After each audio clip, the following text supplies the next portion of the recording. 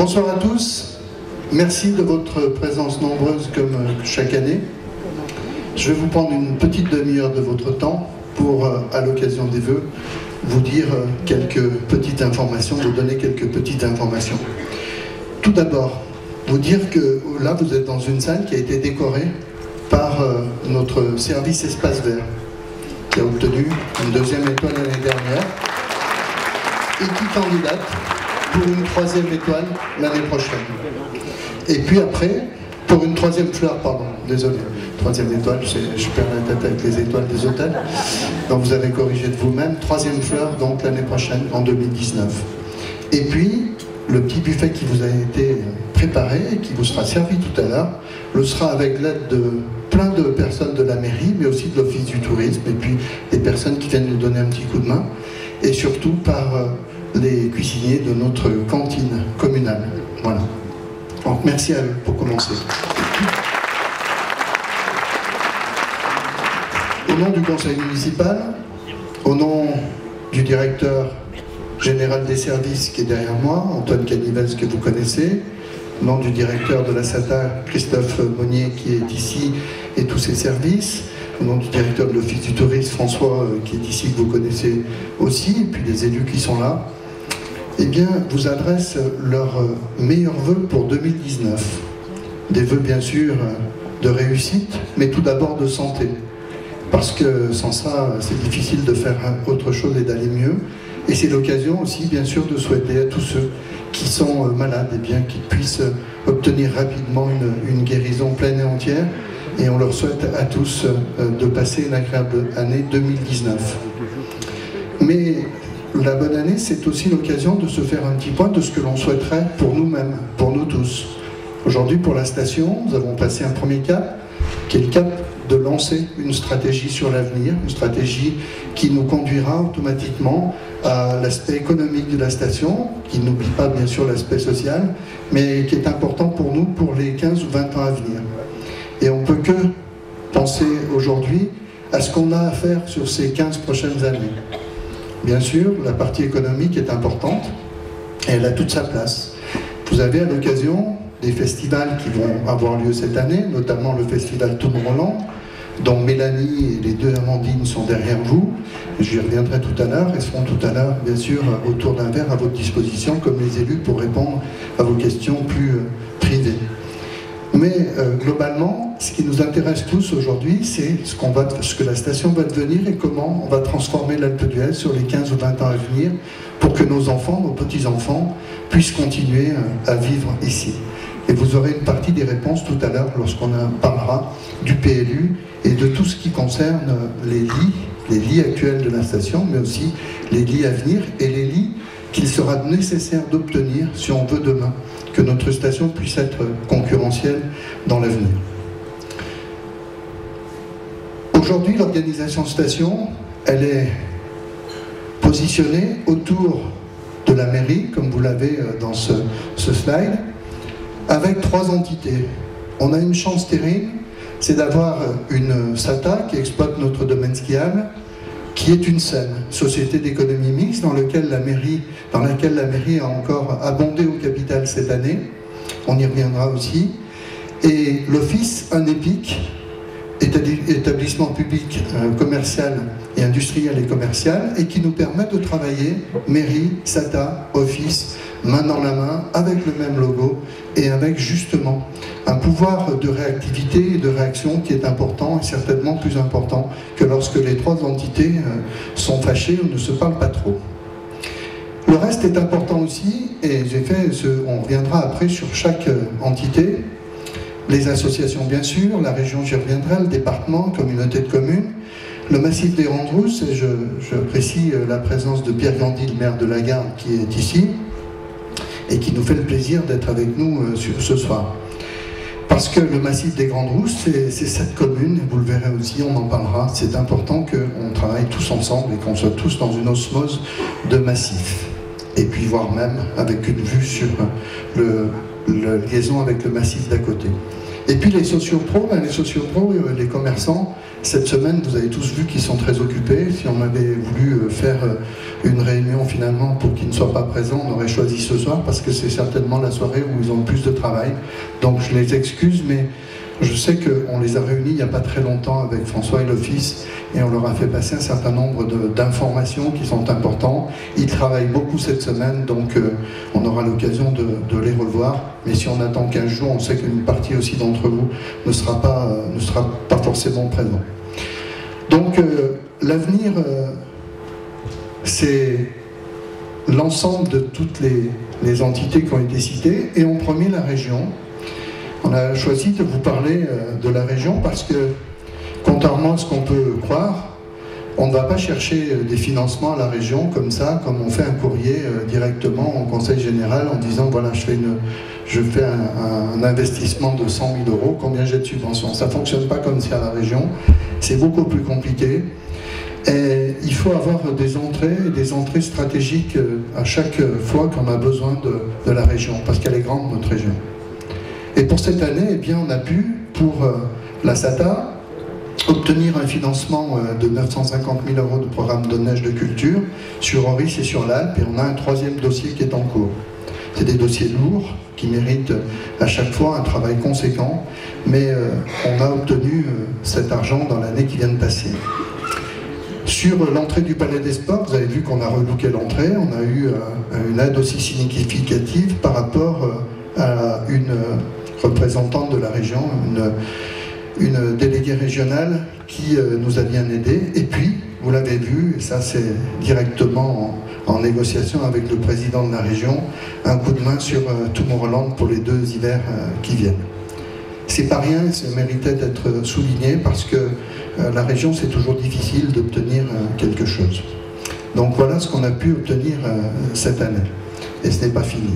Le département nous aide un peu plus quotidiennement, d'abord parce que c'est lui qui nous déneige une partie de nos routes et qui entretient une partie de nos routes et puis qui nous donne un coup de main sur certains dossiers, comme vous le voyez ici, notamment la route du Signal. Eh bien, c'est 112 000 € qui vont en face du million que l'on a mis pour rénover l'intégralité de la route. Sur le déneigement de la station, eh bien, vous voyez que le département aussi participe, même si chaque année c'est plus difficile aussi pour eux, et on a souvent un peu moins de déneigement qu'à un moment.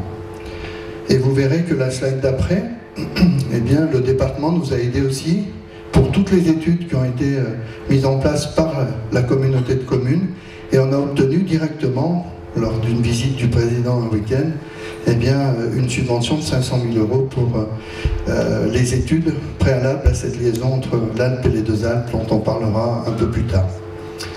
La communauté de communes, c'est toute la partie assainissement, vous le savez. C'est une partie tourisme aussi, même si cette partie tourisme ne concerne pas forcément les personnes qui sont, les communes qui sont classées, comme les 2 Alpes, l'Alpe, Vaujany, Auze. Mais par contre, c'est une volonté aussi de la communauté de communes de mettre l'Oisan en avant, certainement aussi beaucoup plus pour l'été que pour l'hiver, aux côtés des 2 stations.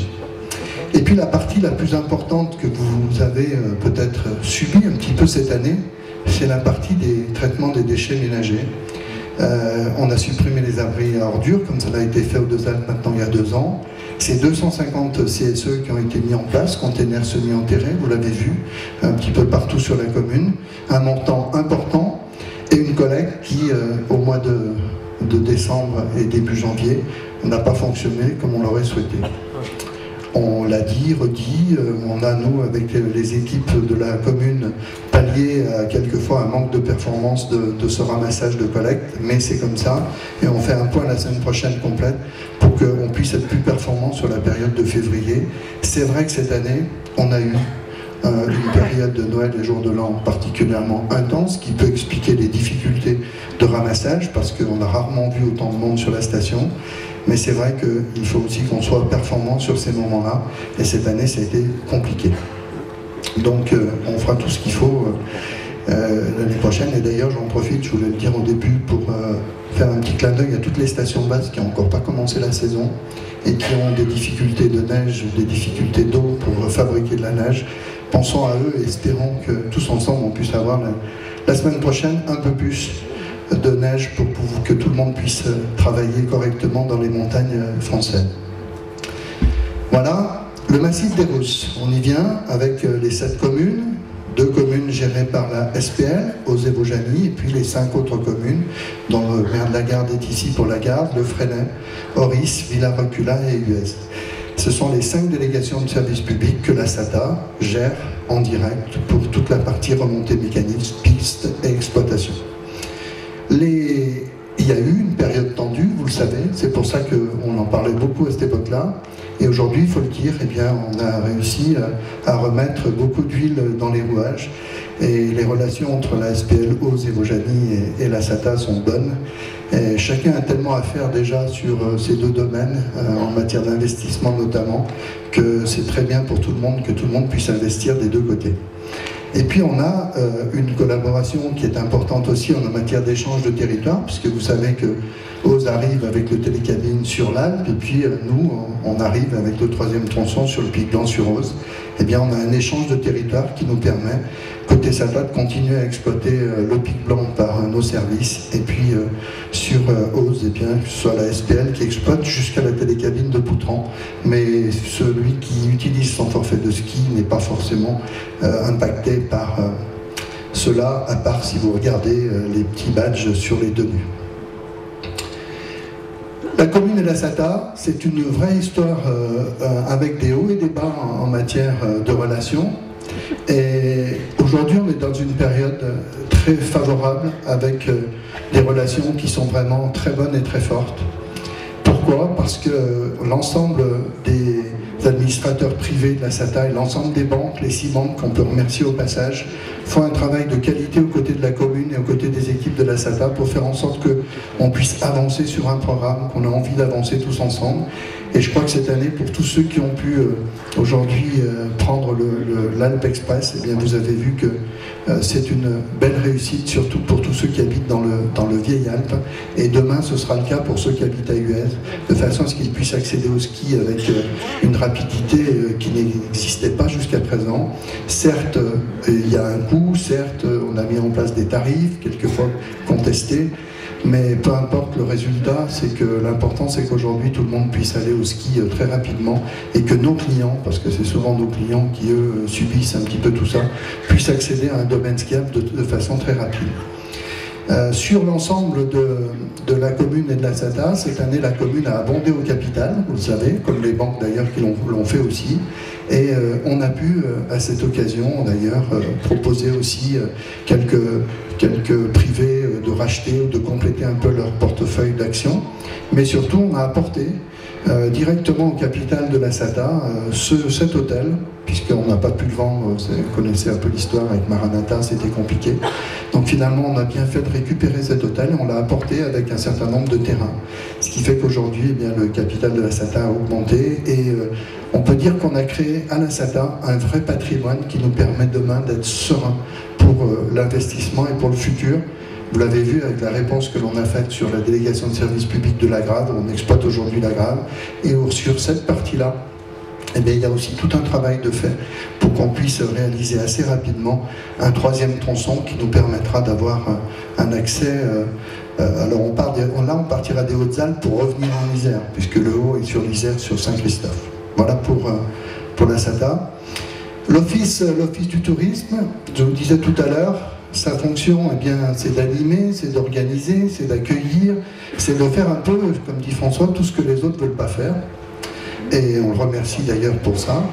Et à cette occasion, eh bien, cette année, il a lancé encore d'autres événements, comme les championnats de France de VTT, qui auront lieu cette année en juillet, de façon à étoffer encore la saison d'été, puisque le Tour de France ne reviendra pas en 2019. Et puis, bon, bah, Tourmont-Roland, vous connaissez, et le reste, le festival qui commence bientôt, vous avez vu les panneaux dans la montée.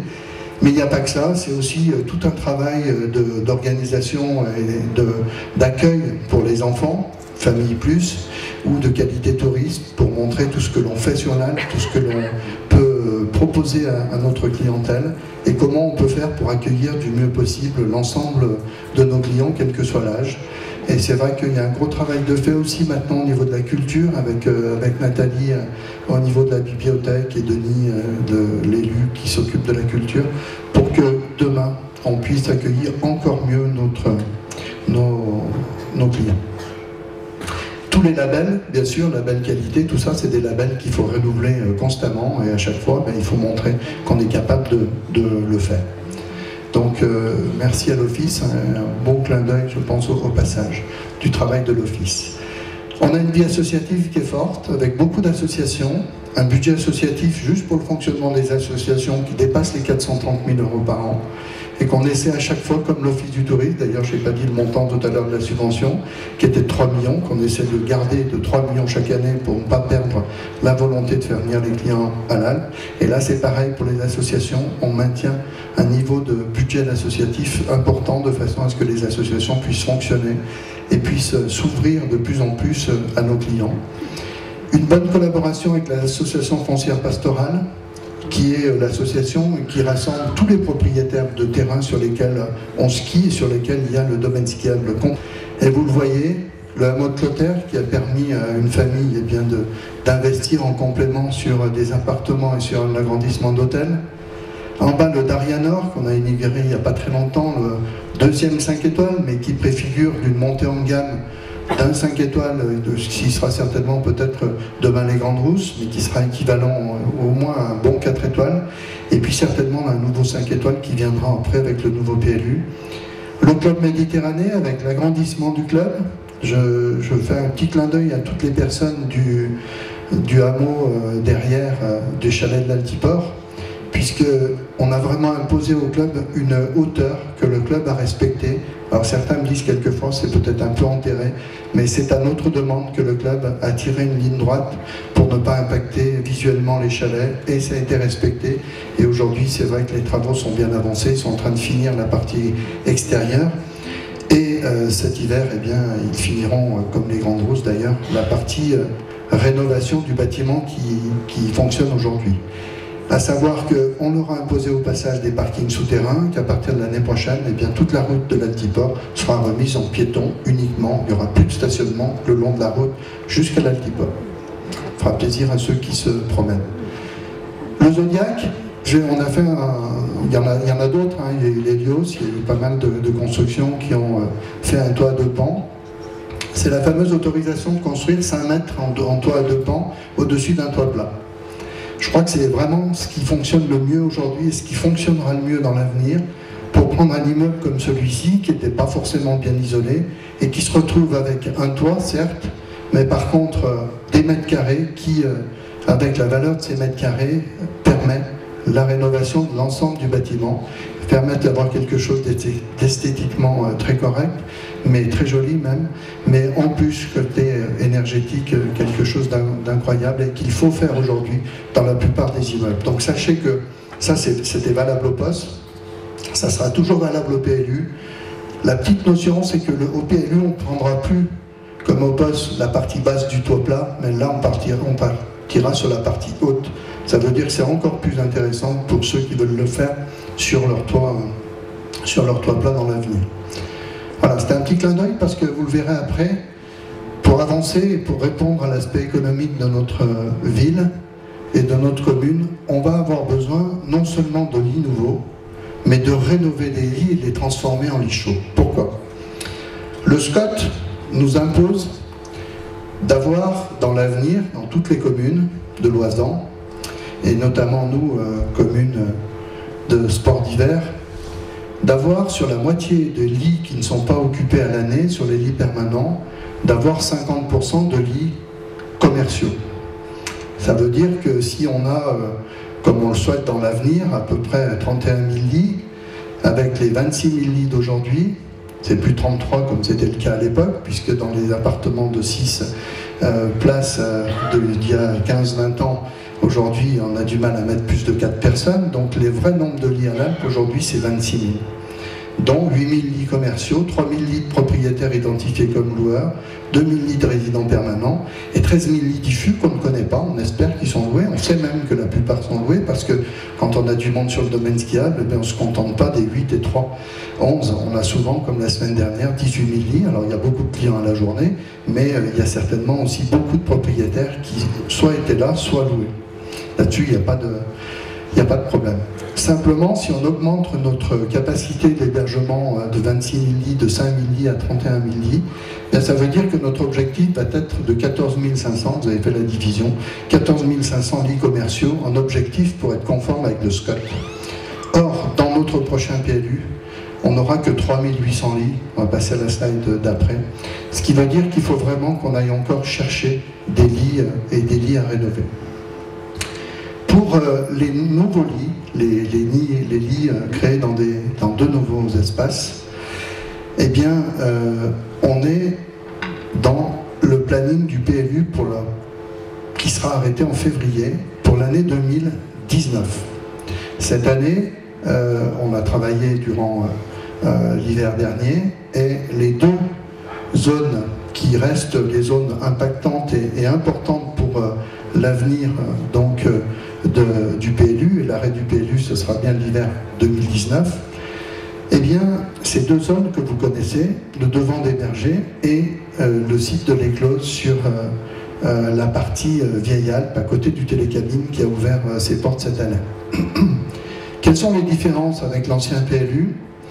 D'abord, au niveau des bergers, eh bien, on n'a pas forcément que le site de Vincy qui était situé devant le centre de jour, mais le centre commercial des bergers est associé au projet parce que le centre a une nécessité d'être rénové complètement et donc la volonté de tous les commerçants du centre, c'est de le requalifier, c'est de reconstruire au-dessus, et le système que je vous parlais tout à l'heure de créer des lits au-dessus d'un bâtiment de façon à pouvoir obtenir des modifications à l'intérieur de ce bâtiment est très probablement la solution pour que le centre des bergers soit complètement rénové en osmose avec toujours le projet Vincy qui est devant. Donc ce projet est repris.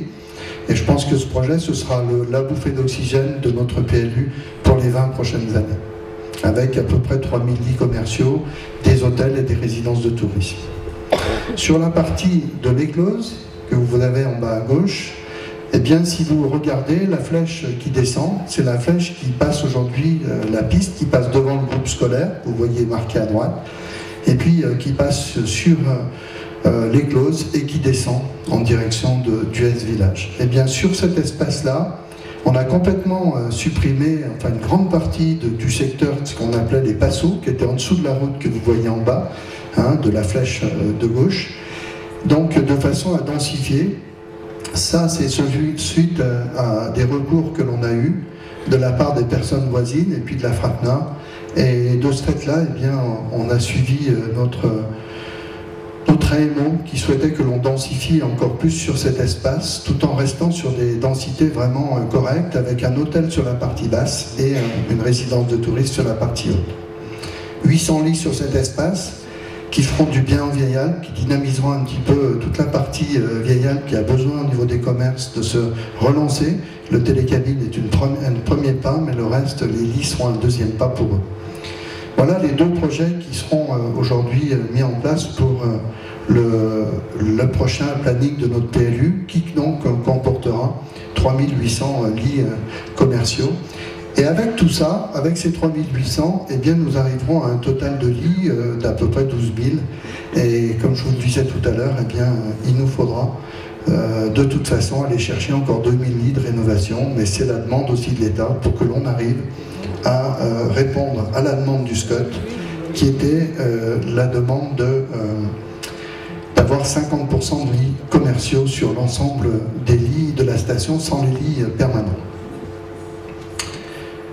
Voilà pour celle-ci. On va simplement, je crois qu'après c'est la dernière, Antoine, voilà, une petite chose, un petit clin d'œil que l'on va faire en fin de diapo. Vous voyez, je n'ai pas été trop long, et puis après on discutera autour d'un verre.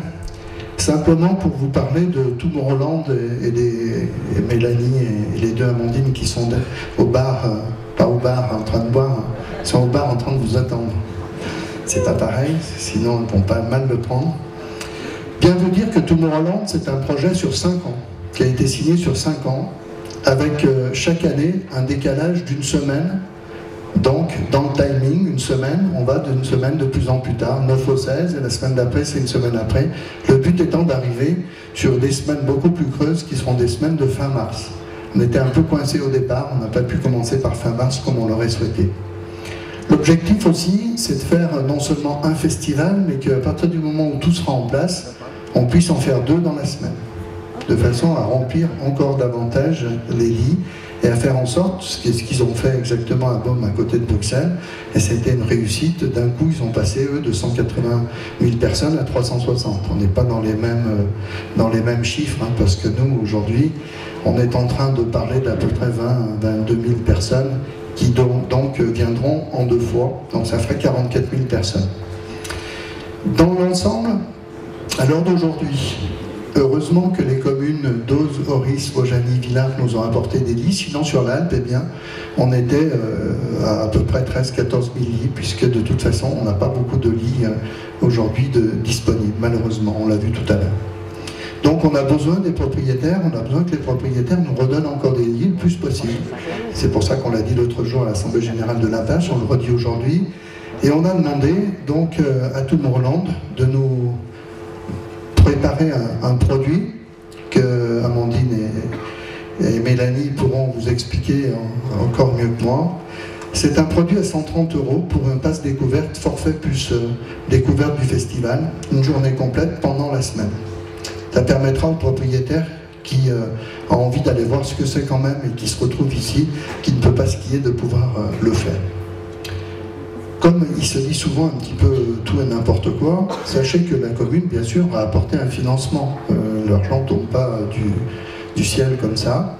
Et à l'heure d'aujourd'hui, la commune a apporté un financement qu'elle compte bien se faire rembourser, bien sûr, par la subvention que je vous ai évoquée tout à l'heure de la région, de 200 000 € sur les 2 prochaines années. Après, il faudra aller rechercher pour la suite, mais chaque année suffit sa peine.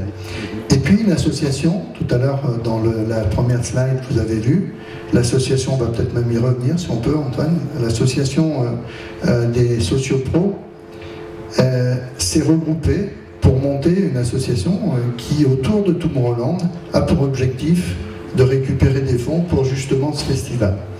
Le président, c'est Hervé Alib, qui travaille d'arrache-pied pour faire en sorte de motiver tout le monde. Et très sincèrement, ça fonctionne. Ça fait longtemps qu'on n'avait pas eu une association de commerçants aussi performante. Donc, un grand coup de chapeau à tous les commerçants qui ont envie que ça fonctionne, qui montrent qu'ils sont avec nous.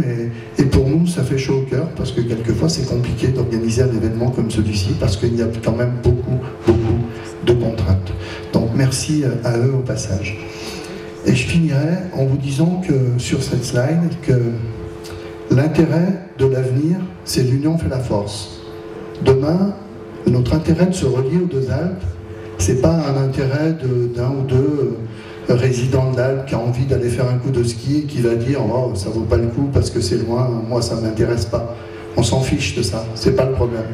L'intérêt, c'est de celui, le client qui vient et qui pourra venir d'un côté comme de l'autre et qui pourra dire ben moi j'ai un grand domaine à ma disposition, je l'utilise ou pas, mais par contre je vais prendre le complément ski qui fait que je pourrais aller aux 2 Alpes quand je voudrais dans la semaine et vice versa du côté des 2 Alpes, avec un intérêt à terme, c'est de dire que nous sommes forts, nous serons encore plus forts, nous serons dans les 3 plus gros domaines au monde et que ce sera plus facile de faire connaître l'Alpe et les 2 Alpes en plein milieu de l'Isère, perdu souvent dans un embroglio environnemental où on a du mal à s'en sortir, plutôt que connu comme une station, une vraie station de ski comme en Savoie ou en Haute-Savoie.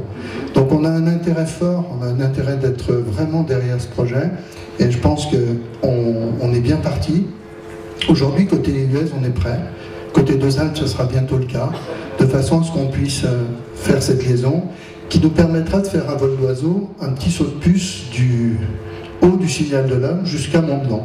Après, la partie Mont-Blanc jusqu'au Signal de l'Homme, c'est à la dalle de le faire, comme nous, la partie US jusqu'en haut du Signal de l'Homme, c'est de la compétence de la SATA. Voilà. Donc, l'union fait la force, et voilà, avec tout cela, et tout ce petit monde, et je vous garantis que quelquefois, c'est pas toujours facile d'avoir de bonnes relations avec tout le monde, mais c'est ce qu'on essaie de faire sur l'Alpe. Et tout ça, c'est possible parce qu'on a des directeurs qui sont performants, qui travaillent ensemble, On a des agents à l'office, à la mairie, à la SATA, qui sont très performants, qui accueillent bien les clients, qui font ce qu'ils peuvent quelquefois. On est comme partout, on a certainement des personnes qui sont un peu moins performantes que les autres. Mais par contre, dites-vous bien qu'on fait le maximum pour faire en sorte que votre station, elle prenne de l'élan, elle prenne de la valeur, vos appartements prennent de la valeur.